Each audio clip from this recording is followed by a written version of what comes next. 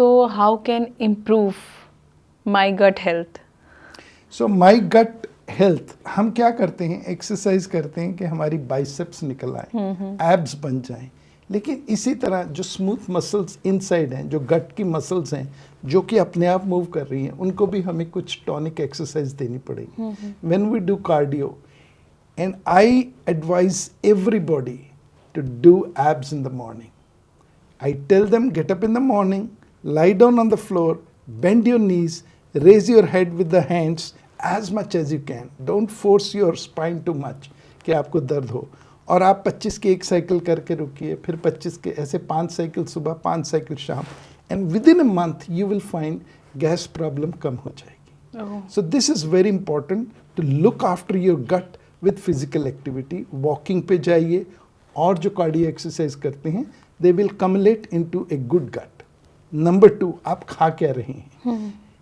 Unfortunately, Indian diet is full of carbohydrates. That not only spoils problem कि आपका fat बढ़ेगा, weight बढ़ेगा, it also changes the gut bacterial system inside. So आपको less and less sugar and carbs, high protein diet खानी चाहिए, and you'll be surprised to know in normal human beings eat 100 times more than actually body requires, and rest all goes into the stool waste. So why waste it? Eat as much as you want.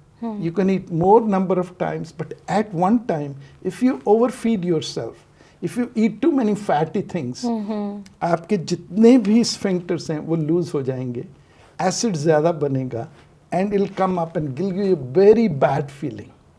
And especially when you go on a buffet where you pay a flat fee, I think I learned my lesson in Canada where I grew up कि ज़्यादा खाने से पूरा दिन बेकार हो जाता है। I agree. So one should eat only what you need and actually little less than that.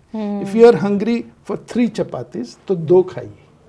आप एक मील एक्स्ट्रा ऐड कर लीजिए, बट उस टाइम पे 2 खाइए। सेकेंडली, दिन में 8 गिलास पानी पीने चाहिए, लेकिन खाने के साथ मिनिमल ड्रिंकिंग वाटर।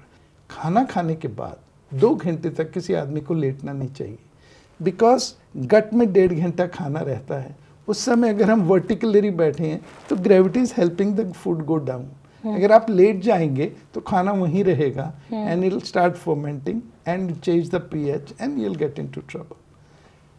तीसरी बात, रात में जब हम सोते हैं, हर आदमी के लिए, बट स्पेशली जिनको हाइटिस हर्निया है, दैट इज़ कि junction between food pipe and stomach थोड़ा डायलेट हो गया है, इन लोगों को सिर ऊंचा करके सोना चाहिए। खाली पिलो लेने से नहीं होता, उससे सिर्फ आपकी नेक चेंज होगी और आपको नेक की प्रॉब्लम्स होंगी। या तो एक एक ईंट बिस्तर के पाँव के नीचे हेड की तरफ रख लीजिए, तो बिस्तर ऐसे हो जाएगा, आप ऐसे सोएंगे। और you can buy a wedge pillow which starts from middle of the bed and it goes up like that. हमें लॉट ऑफ रफेज खाना चाहिए। एक नॉर्मल आदमी को दिन में 8 गिलास पानी और 25 ग्राम फाइबर खाना चाहिए।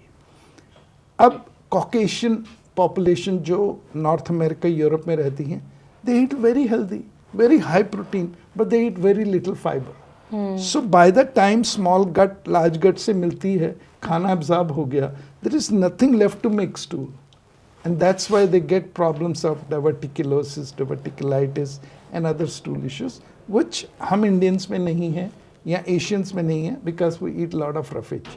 सो we eat lot of carbohydrates, bad. We eat lot of roughage.